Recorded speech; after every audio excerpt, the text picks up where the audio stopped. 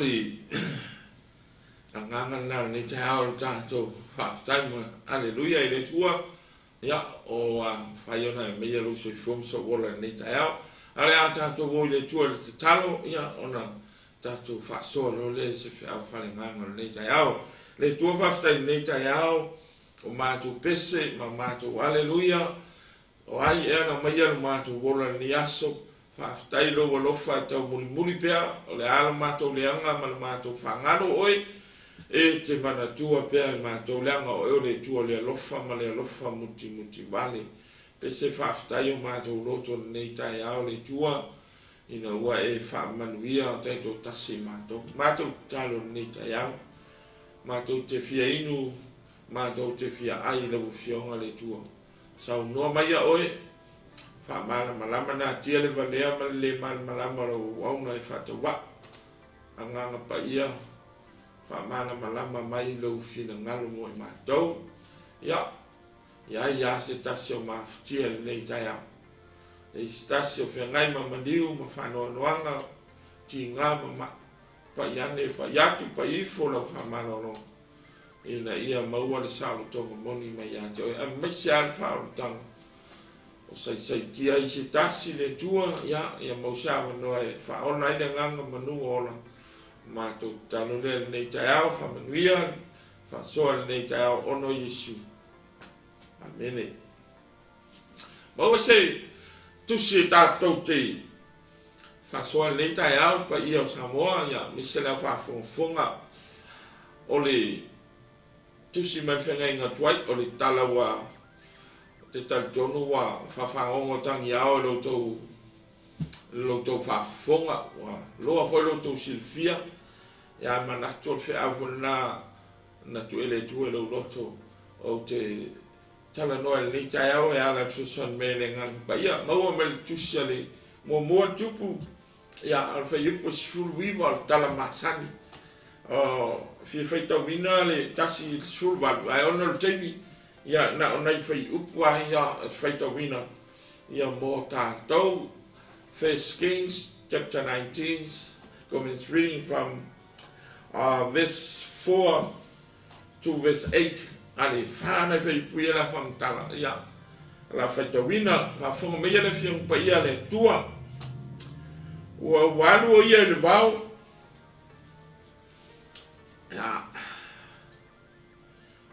a ua alu o ia le vau o le savalinga o le aso i tasi ono o ai lea o ia ma nofo i lalo le 𝚘𝚘𝚙𝚢𝚘 o ia whātonga atu ia oti o ia ua whampe atu lea li i so ia ave ese lo wola o wai le sili ona le leio a o ia utama o ta oto ia ua moi lalo ifo le 𝚘𝚘𝚙 whauta mai o le angelu ua pai mai a te ia whai mai a te ia ina tu ia i lunga ina ai wa ai leo ia whauta sai ona ulu le poto ia reto ua tunu i maa asa ma le puwai ona ai leo ia mainu ono toi ta oto leo ia.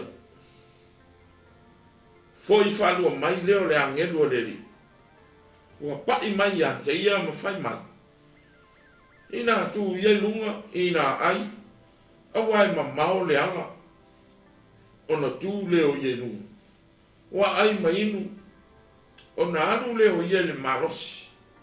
O le mea na iai whanga fulo ao ma le whanga fulo po.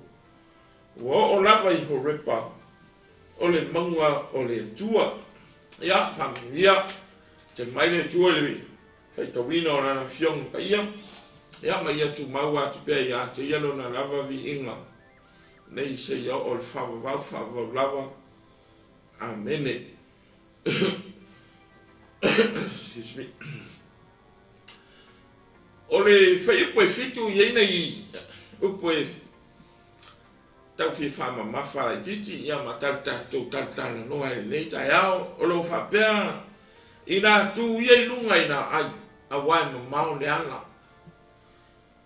Ina tu ye lunga ai ya wai mamau le ala. Get up and eat, for the journey is too much for you. Get up and eat, for the journey is too much for you. Ai o se mana tu au tu o le fasoa nei tai au. E tau fa upu ina fa pea. E iai lava le atua matatou I taimi whaingata. Po o taimi whaingata, e re tu ua lava tātou e re atua. God is always with us in hard times. God is always with us in hard times. Fesili, pēno whaantol me tā ukule, o se pi whaitau tele leo keu siangi. O malamalama uma tangata le tusi, au se toi whamanatu se whi au. O ai na sau noa ia upu, tu ia lunga ai e mamau ne ana. O ai le whai ai ia upu. Ai sa ua sau noa whapea ai lea tangata ia upu. Tu ia lunga ai e mamau ne ana. O le tala na sani ai. Ai tolu ni mea e winga I le tua. O te fia wha ma mawhaina I le nei tai au. O atangia I to tonu o le tala lea. O le mena tupu I le au auna le tua. Ai o le a o tala noa wha ma mawha I winga o le tua. Lea, pen whai atu, o ai e ana upu ia, o ai le whai ai se a o sau noa ai whapea, lea se mena tupu. Molsil fia I tātou, lea whaafonga, e tūlanga e le tangata po le perfeta le tua e lia. Mai le tala, so mai suvan mas riva e lia le perfeta le tua. Fa mei o le tangata e fa maoni le tua.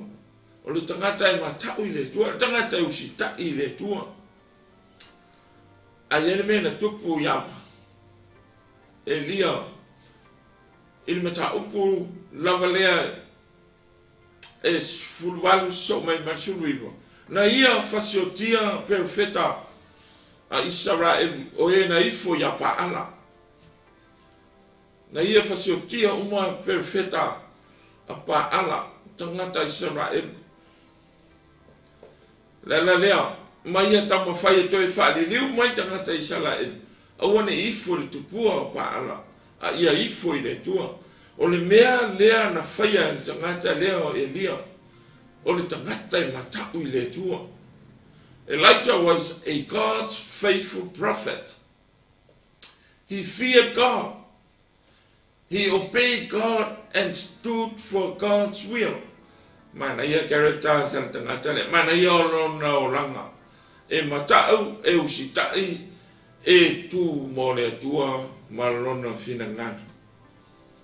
But he slaughtered all Baal's prophets and challenged Baal's worshippers to turn back to God. Ua ia fasioti me tau mawhai whari liu mai tangata sa tapua ia paala I le tua. Le ala le na o ina tonu ana o so whaia I loe le fini. Le perfeta leo paala.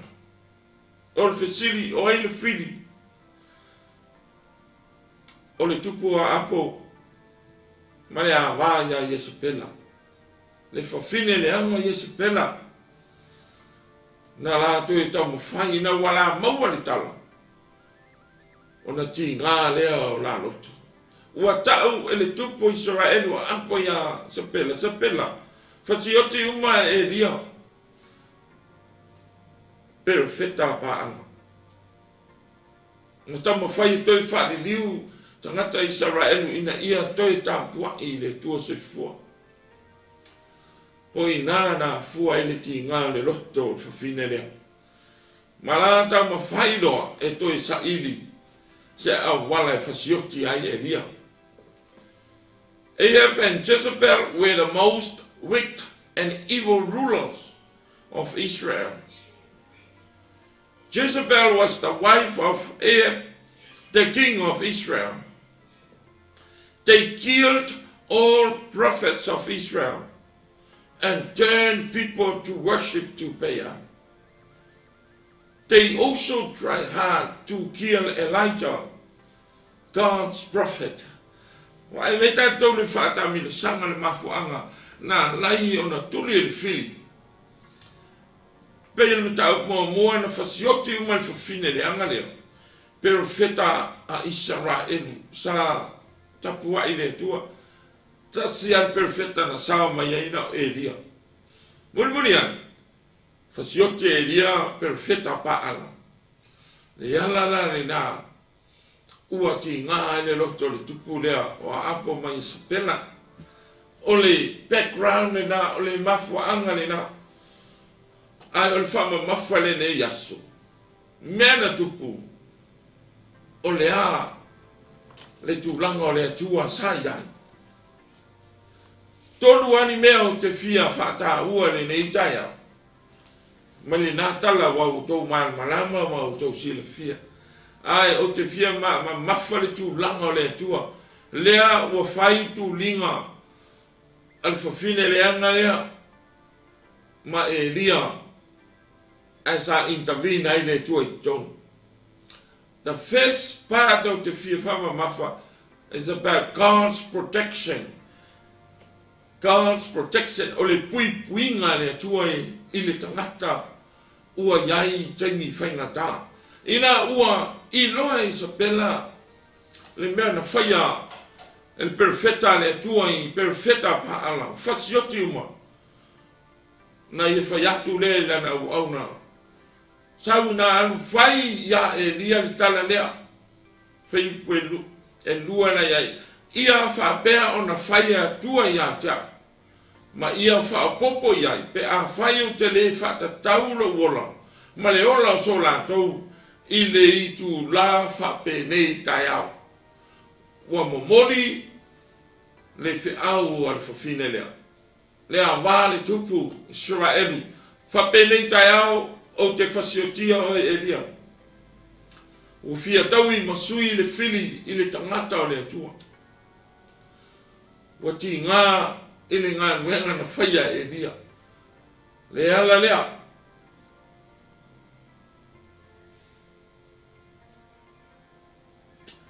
Na ave el whiau le te. A wā le tupu le.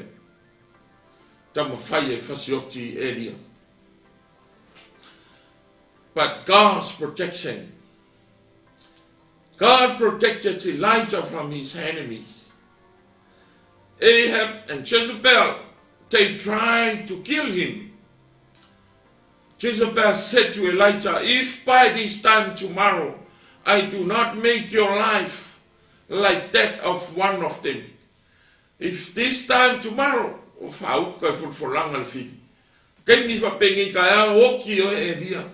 te le whasauina oe. Lea lea.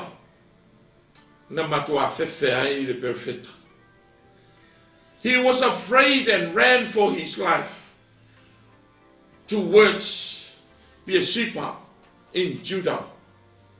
Before he ran to the desert for one day to hide there, he came to a broom tree, sat down under it, and prayed that he might die. Se tātou tilo ele mea wa o iai le perfeta le atua.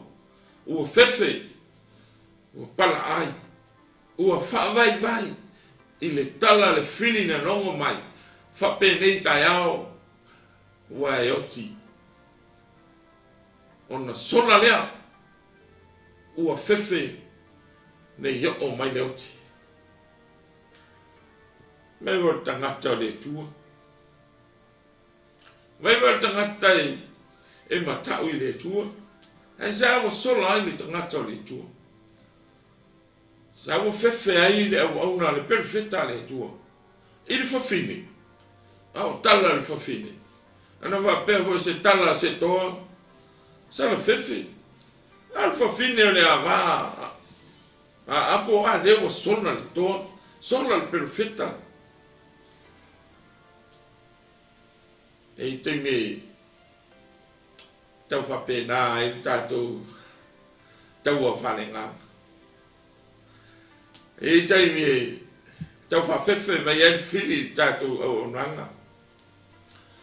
Mai ai a whawhita ule tupu le soi fuanga mai au onanga. E le moe lama le fili tau whai mai. Na te attack ma o so whai le ngā renga mai au onanga. Mo le tua man fina nga. A te ro e hoi te me tau para ai ai hoi tato. E te me tau wha vai ai tato Fatu Tuu. Ona le wha mataku ma le wha fefe mai an fina. Ai o le mea fia wha ta ua ina. O le pui pui inga manua le atua i le tangata na ia fili matofi. His protection. God's protection on his chosen prophet Elijah. Leo wangi kako kamani. Leo tamo el tato tama. Su se me ola malafia. He was afraid and ran as quickly as he can for his life. Pero tau ngalo li ya elia ya ile tua le na fili ina ya.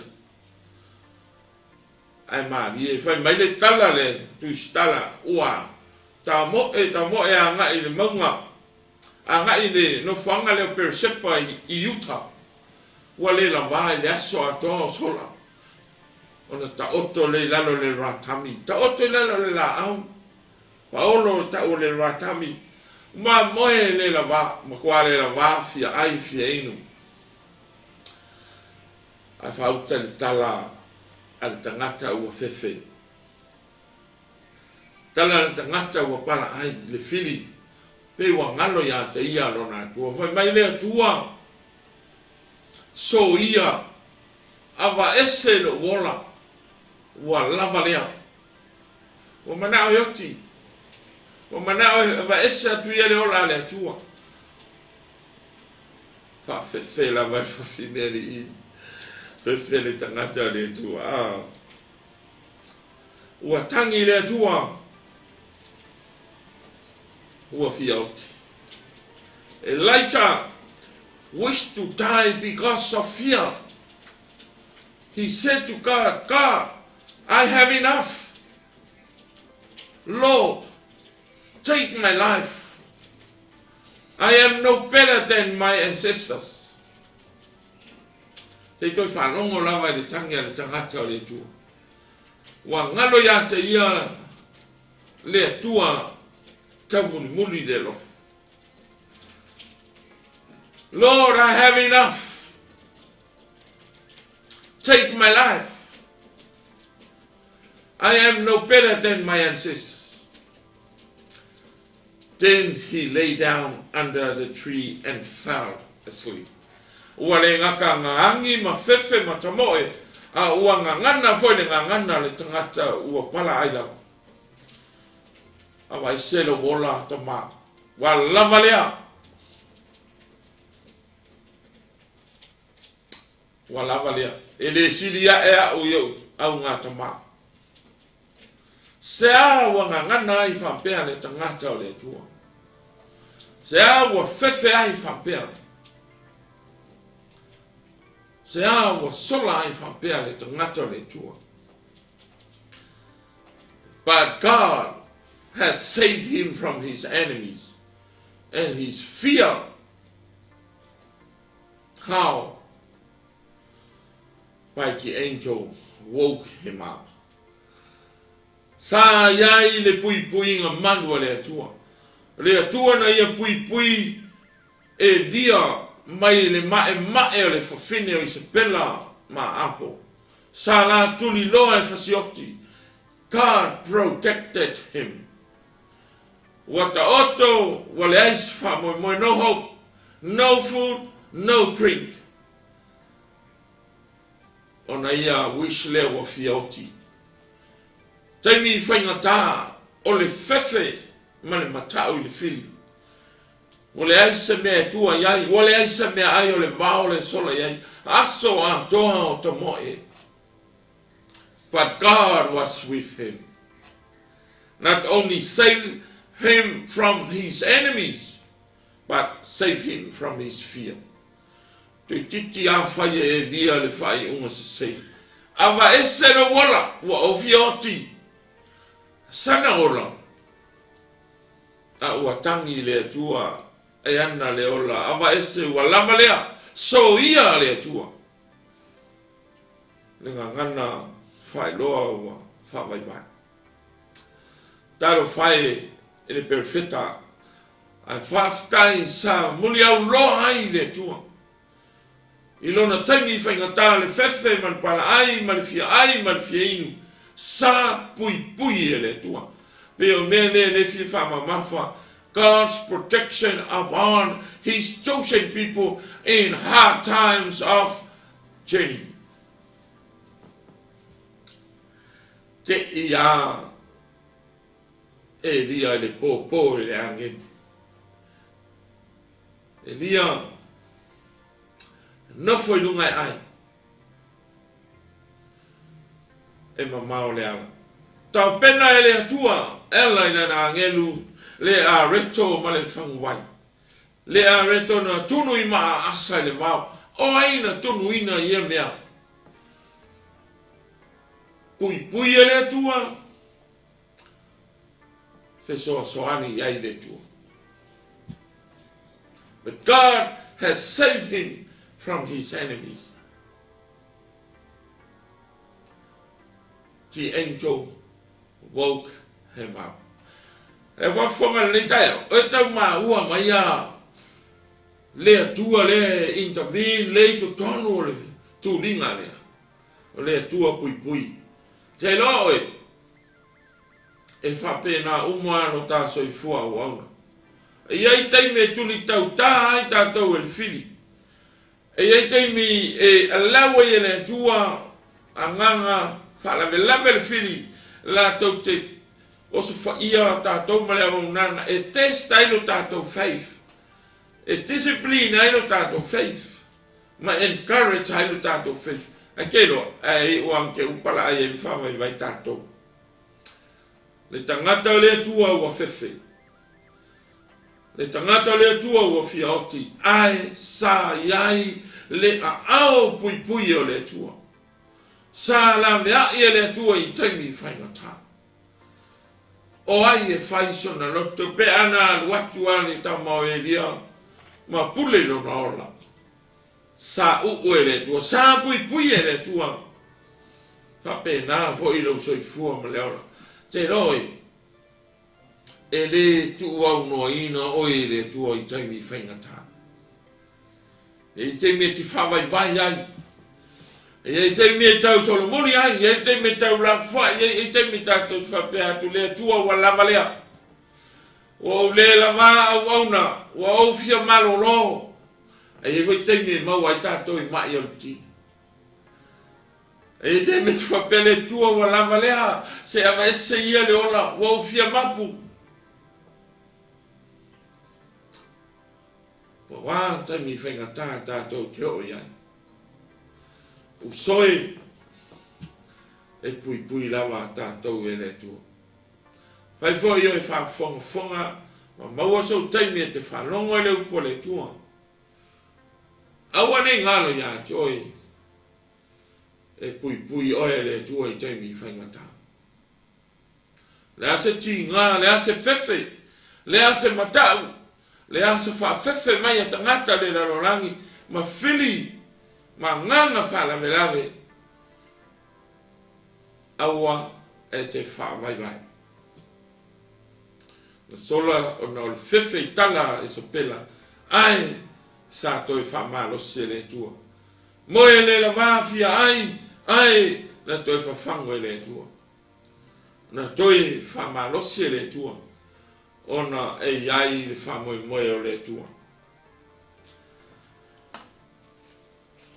E iai le tua na te pui pui oi. I taimi whaingatā o le olanga. E misa tātou o whea ngai mamai. Nei o tātou tu a mātu tua. Iai ti ngā mamawhitianga. Ono sai ti ngā. Tātou whai o tuli whasalanga ni whai pui pui. E te mi te whape walela walava lea. E fui tangata e mawhatia le loto. E tangi. Pe tau mawhai e ta lela wā ola. Ta fia oti. Awa. E le se ola oi. Ole ola le tua. E pui pui oe le tua. E taimi whaingatā. Vaengalona lua e fia whama mawha o wingo le tua. O intervina i to tonu le tala lea. O le tua foa. His provision. His protection and his provision. Foa i le tua. Tau pena i le tua. Mea i mana mia i le tangata. Na ia filifili ina e whaielo na whina ngalo i taimi whaingata. Ta otto i lalo le la au. Le se a inga e la tāne a wane se mea ai. A whai mai le tala le tuistala. The angel had prepared a food for Elijah. So la mai o ala le whaatari mai le angelo le tua le vau. A cake of bread baked over hot coals and a jar of water. Tunu mai le potoi a reto, mai na tunu i maa asa, mane i puwahi. Le atua ta pena, le atua fowai, le atua tali manao, e tali le manao le tangata na ia filifilina, i taimi i whaingata. Wale ngata na pui pui mai le oti man fili, a ua ia whawhanga le taimi i whaingata. Wow! Se atua i nā le lei le atua lea. Se tau whai loa le atua lea le atua na te whoa i mea e malia le loto le tangata. Mai ne angelu ia e lia no whailunga e ai e mamao le ala. Verse 7. Get up and eat, for the journey is too much for you. Fangu le tangata o le tua le angelo le tua le tangata o le tua le vau. No foi nunga ai. Ai maona ia maua lo marosi le tino e mamao le ala. Angels fed him for his long journey.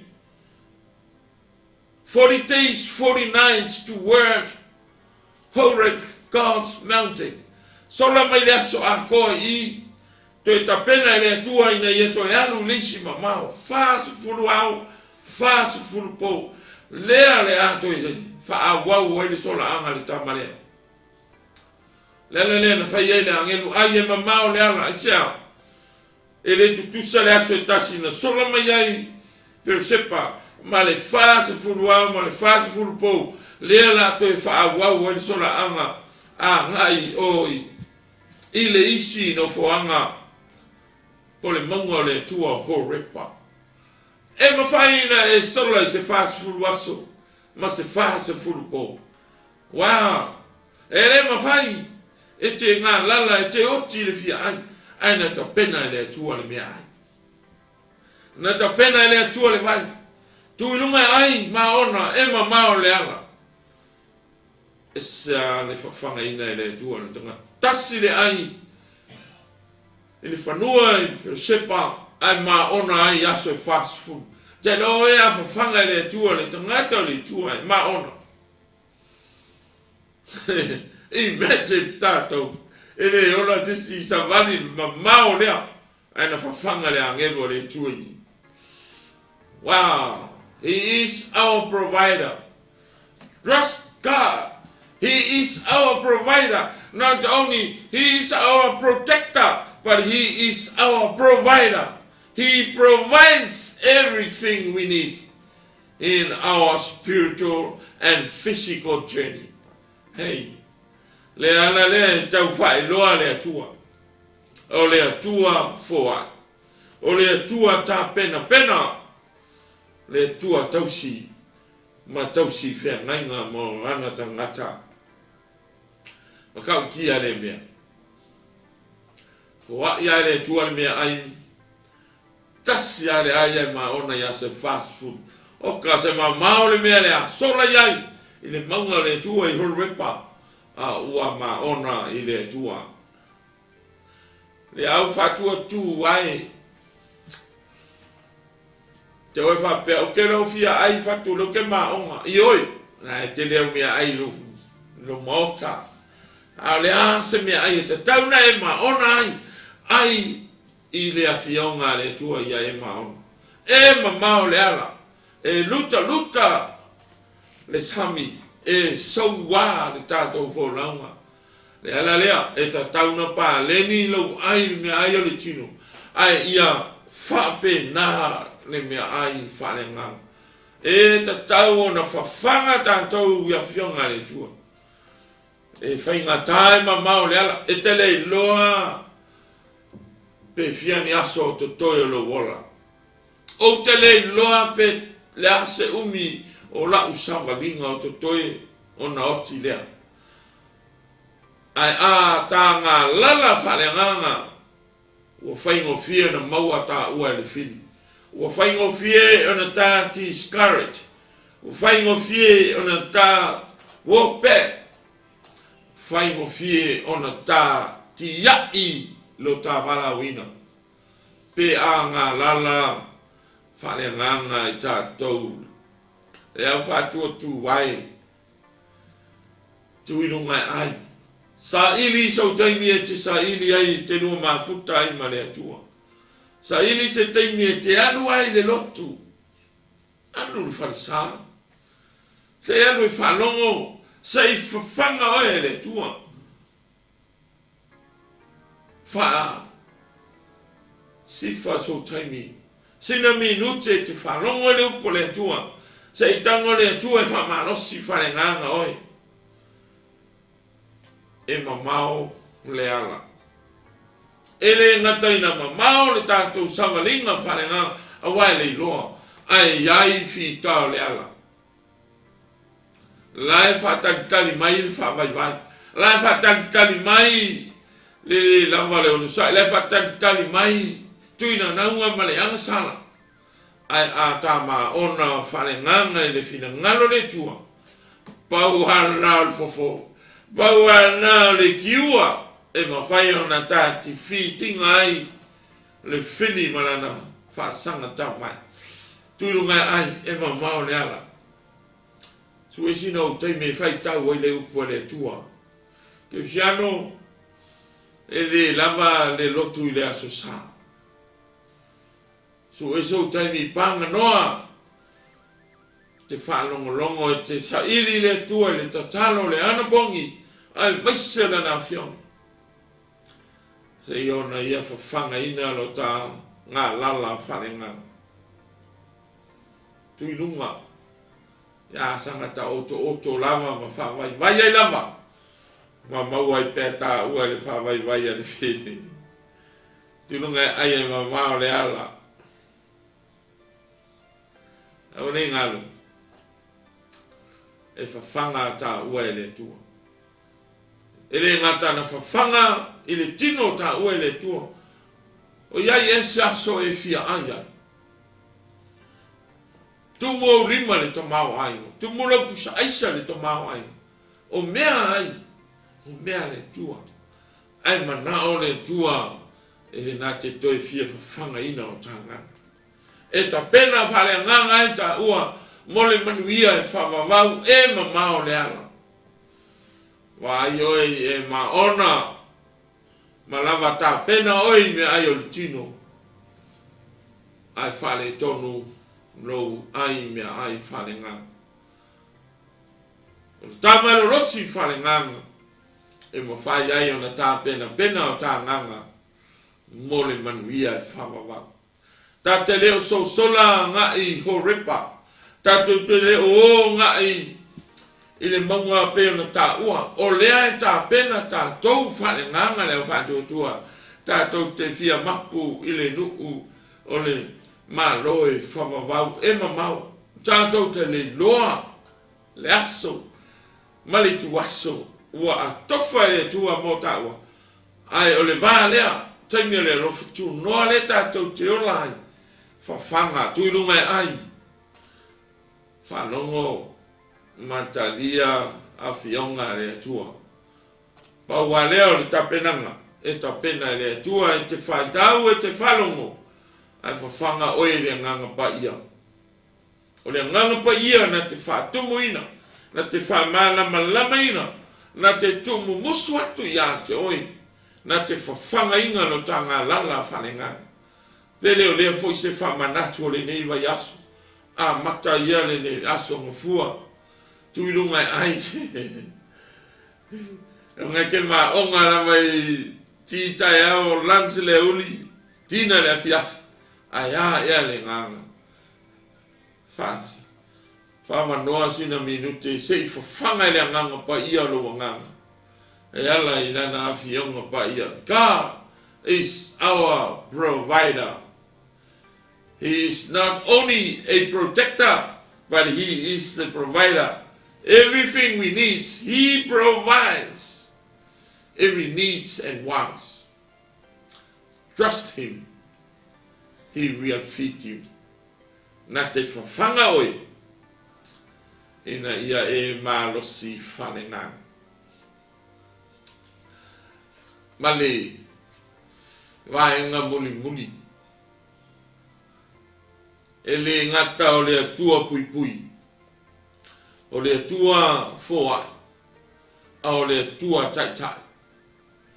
He's God of guidance. His protection, his provision, and his guidance. Mea na e tolu winga i le atua. O lo fai loa mai tonu le tala le matu linga ia.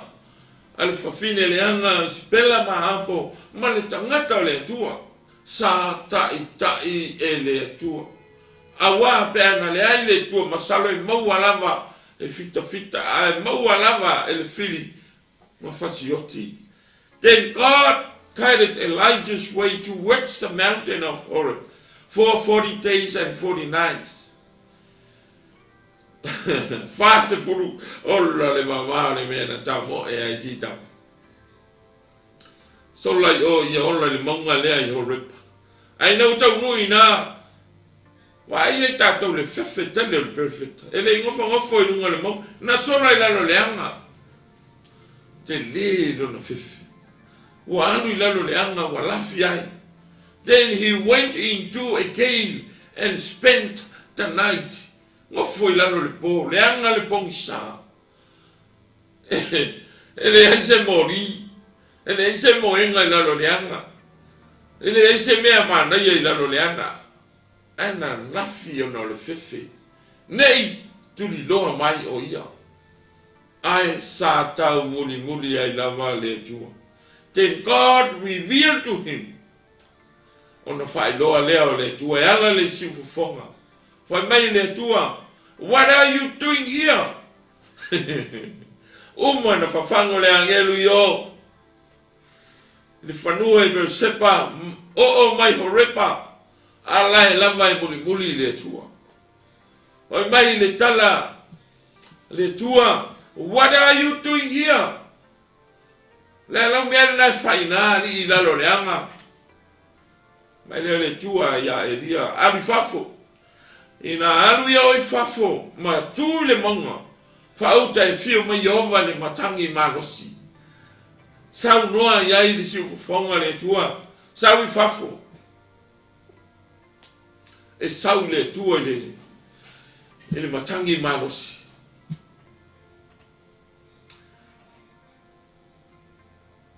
uma mai matangi matua malosi lava ele ia fio mai ai le tua uma le matangi a ngai mai mafui e matua malosi lava lu ai le ana o lafi ai ele ia fio mai ai le tua uma le mafui e malosi a sau le afi matua malosi lava ele ia fio mai lava le tua sei fai loa no fina ngalo ia elia ona muli ane lia ai fa longo loa elia sina angi ma lu mai o so vini ma sifu fonga le tua ua a fio mai le tua i se leo malu le matau dia le nao le tua sa ta mo fai ai se toi tau fa malosi le tangata ua fefe lava mamata uma le matangi malosi uma le afi musa sai mal matau dia uma le mafui e malosi ai to a fio mai le tua i se leo mani fa pena pe a sau no mai le tua i atato e te mi fenga ta ia na tato la ngona po feo ia le tua e le te mi fenga ta na tato loa le fina ngalo le tua pe a sau no mai a sau no mai le tua sau no mai se leo mani e musu mai lo na nganga i lo talinga lo fonga ma lo loto pe a mana o se mea ya tamo e steni tatelela ngona ai le tua ma pe na musu le tua ma mai le tua eli ai se ala me fai na mai le dia wa o matua ma ele nga ya yova lo tua ono watu ua Israelu le lato whengaina. Ua tala noa Elia ma le atua. Ua maua Elia le sifufonga le tua. Ua whae loa Elia lona mawhatianga i lona atua. Ua ti ngā mātua tu vale lo loto. Ono ta ngata Israelu wala tau o ese maoi. Ua rato soli le whengainga. Taro whae le mea sa ti ngā ma mawhatia e le loto le perfecto. Aina maua e le tua i le taimi. O le taitainga le tua. Le mamao le mea tuli mai ai. Aina maua e le tua i le ake. Sau noa iai le tua. Whaai loa lea e le tua lona whina ngana. Vai nga muli o le tafa soa. Se o tātou toi vai le fina ngalo. Le ua maua le tua. O le ala se tala le tua no whai. Le ua whasoa i le mafutianga. O le ala se saunoanga ta maa ia Elia. Whai mai le saunoanga le tua. Elia. Le whaftai ua o iloa lo fina ngalo. Au lea la por kalame mo oi. Toi fo i le mea na sola mai ai. Sorry. Ko ama ma le mea na sola mai ai si kama. Fa mai le tua toi fo. Toi fo i le ala na e sawai. Lea o te fasino ya te oe le mea te awe fai. Go back to the way you came. And go to the desert of Damascus. When you get there, anoint kings. Hazael over Aram. Anoint Jehu over Israel. And anoint Elisha to succeed you as prophet. Wa ai tatou le porokalame le atua. Fa pe Elia ai wa mapua ia mele tua le hai. Ele umana ngā renga. Toi foi le ala lea. Ai, alu e whai mere lau whai ati. Oi, ai alu le ala lea ngai sao i tamaseko. e te tau atu le tangata ingoa ia 𝚟𝚑𝚍𝚎 whaau le tamalena. Le tamalena e whai matupu o suria. A umalena, na e so atu le iluma, whaau le tupu o le tangata ingoa ia ieu o le whai matupu o Israel. A umalena, so atu le titiluma, e te maua le tangata ingoa ia Elisaia, whaau le tangata le na, e whai maperifeta e sui tu langa ia te oe. Wa e tātou I guidance. Ese a le finangalo le tangata. Ese le finangalo le tua. Mai le tua toi foi. E le uman whaina ungar bianga. E ala sola mai ngei le iai le me tau whai. Awa te popoli. Le fili le nana tuli mea oe. O te wha umatia la tau pe a e alo e whai le mea lea. Te roe. E whape nā lo tātou wala wina la whaingāna. E watu tua iai taimi tātou te manao whe kawilo ka kom whawhika uli manao me ese. Manao e sola ese. Wa lava lea le tua. Ai hoi taimi e wha ui ai tātou e le tua I taimi e whainatara. E taimi tātou te manao e shortcut tātou le tātou. Mele tua no. Go back. E te me te mana ole tua toi fa ui a ole mena mai ai oi. Alu e tia ma fa fita uli na. O te fe soani a te oi. Talo fae ya e lia le mamao na watu ai mele tua le ai. E lia sau e toi alu. Alu le mea na sau ai. Sei e fatino lo fina ngalo. Wa I tātou le tāpenanga le tua. O mai leo sau nuanga le tua. O tangata umana na ita ia te oe maifo ia paala. O ai e sao mai le pelu o le tupu asa elu le tupu o suria le la e alo e whau. E oti le pelu o ieu. O ai e sao mai le pelu o ieu. E oti I le pelu e Elisaia. Le o kena I singa e le tua. O planning ale tua e wha umatia e le fili lo tau mo whai mai. Tangata umai e to toi Israelu na ifo ia paala. Lo tau mo whai mai ia se pela ma apo e tuli lo mai. Ma wha sioti tangata le tua mele tua le ai toi foi. Alo e wha uu le tamana, wha uu le si tupu, wha uu le saia e suia oe e lia. A o ai le tangata e ifo ia paala e sao mai le pelu a saeli e pingi le pelu aia. O te tangata na isala eru na ifo I tupua ia paala e sao mai le pelu a saeli ia ieu e ifi I le pelu a Elisaia. God's planning, guidance o inana loto tele ai a tonu na fefe. Tele loko le ase la ngono e sai pe pese sole le tua. Te ukale la va ko fo ya ko ya no ko faile na mea. No sola mai o lo ta fo shoti o mene tua to yalu. A lo ta pena ta ngata ia. Lo ta ngata ia tia al malofili. Fa fetai ya elia. Fa fetai le perfetta le lo tele le ono sai. Ta ma fai sei. Fai le finangalo le tua. Planning le tua. Si la fia le leia le tua. Mele le tua. To toea na le to fitu wafe tangata. 7,000 people. O ele ifo ele I to tuli lumo pa ala paua na tangata isala elu eola.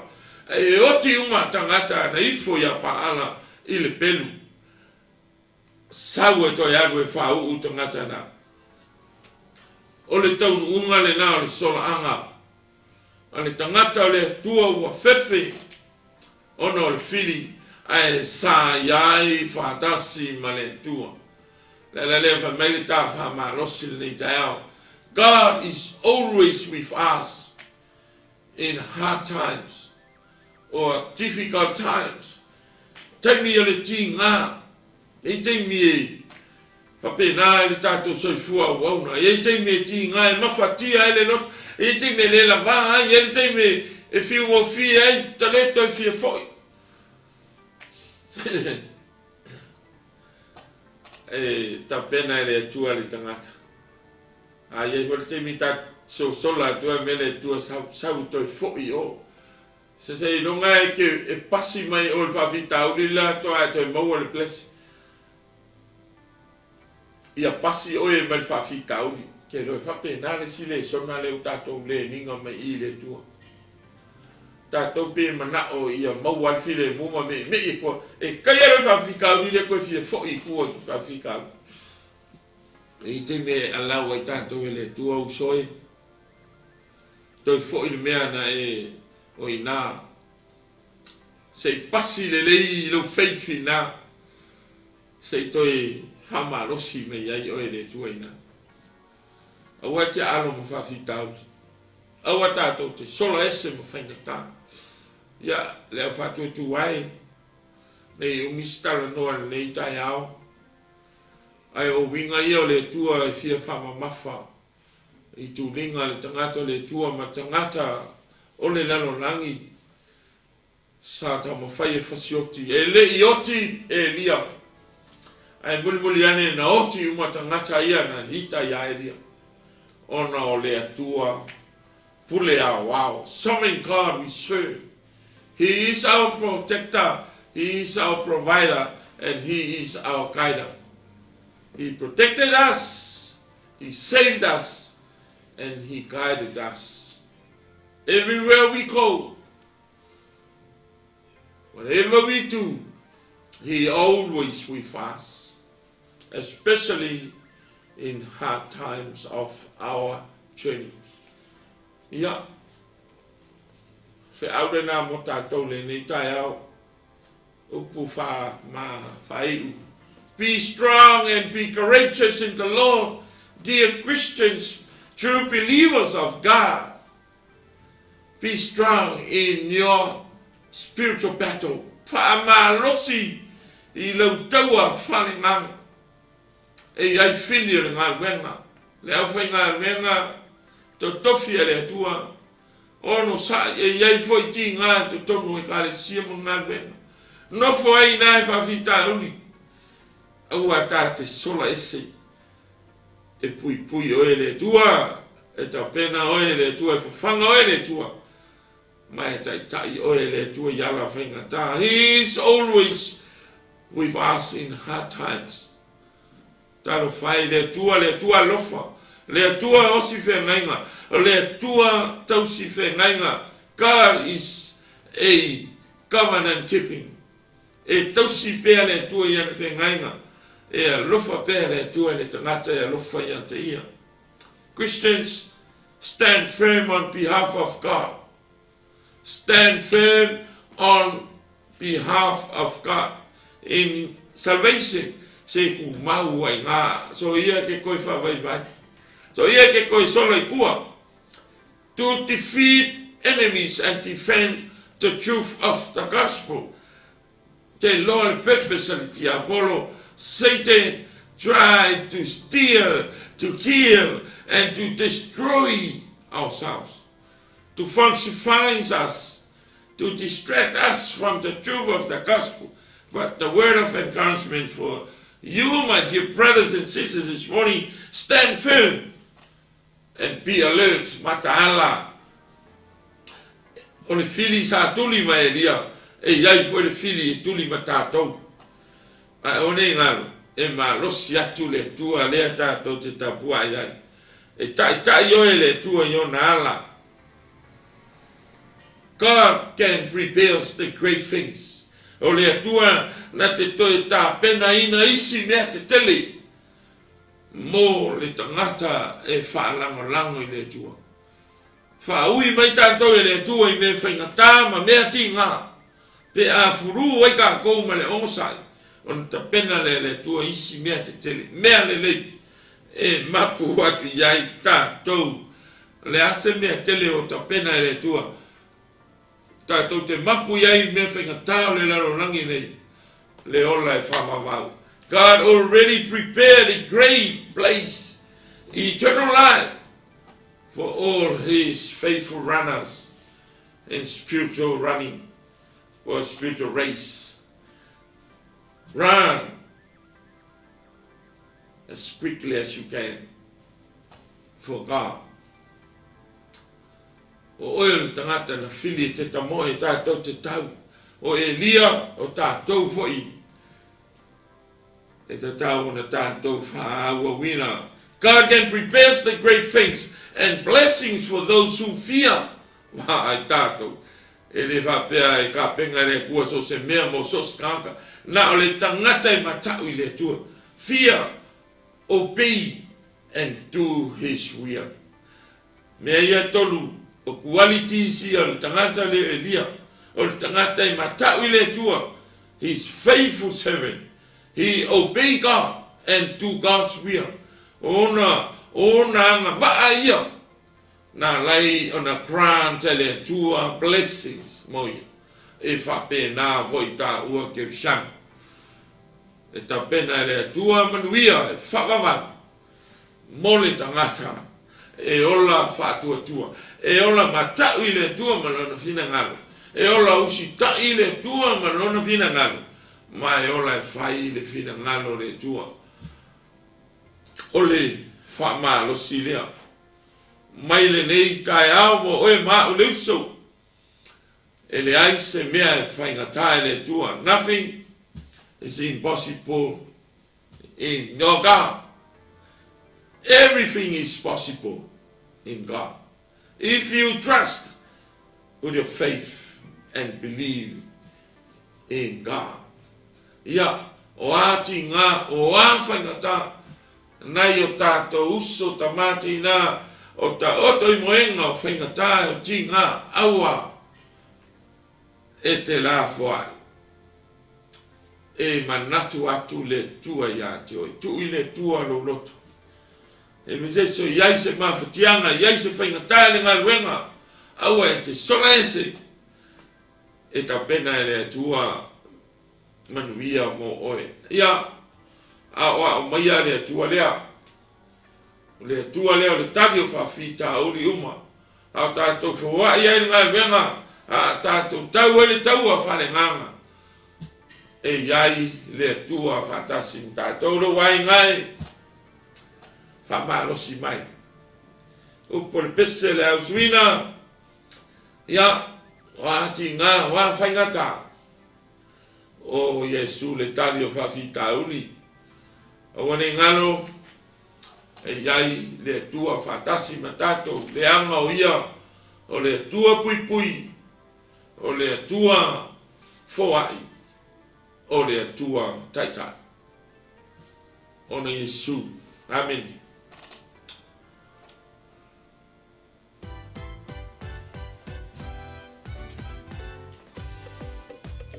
Lo ai ngai swina nevi inga ya ona vai wele tato se tatalo ne afiafi half tai on sai mai fa fong mai ya me yo con nevi inga te fa malo si ai tato ai ma malo si samalinga run as quickly as you can and fight a good fight for the Lord.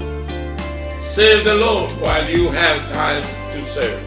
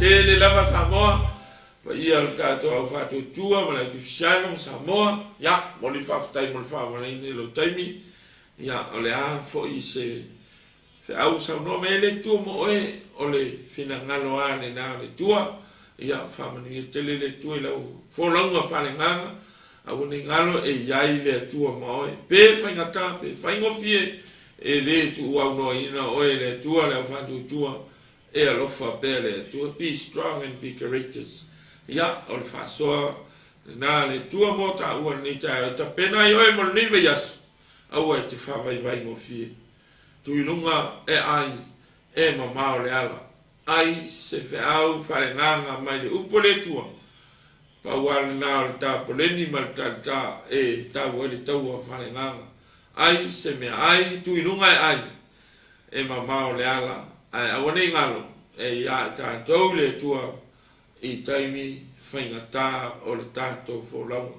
Manuia Samoa, manuia tele le tua, manuia le ulenga whae nei le sunga whatonu ma le lato management, ia manuia tele le tua whaftai mo le amanoa, ia ne aso atu malu puenga, ia whafonga, ia i fwise leo, o le auna ua le tautu maria ni langi, ia e poto al tau tai e se le atu yama whamangalo leo le wauna e whaftai ono i sua mene tātou talo le lie ia whaftai mo se lao le leiwa e toi whaola i mātou se mātou toi tilo i lo matau tia i lau mga lue atu e whao ngā tangata whai elo fina ngalo peo e lia e ui na ui te tono whaingata ae wa mātou wa ai sa iai whatasi malo mana ala lea mo maia si fe au lea fa mo e to la pata ia ma fa malo si ma to au ma to te fa vai ia ma to fa malo lo si pea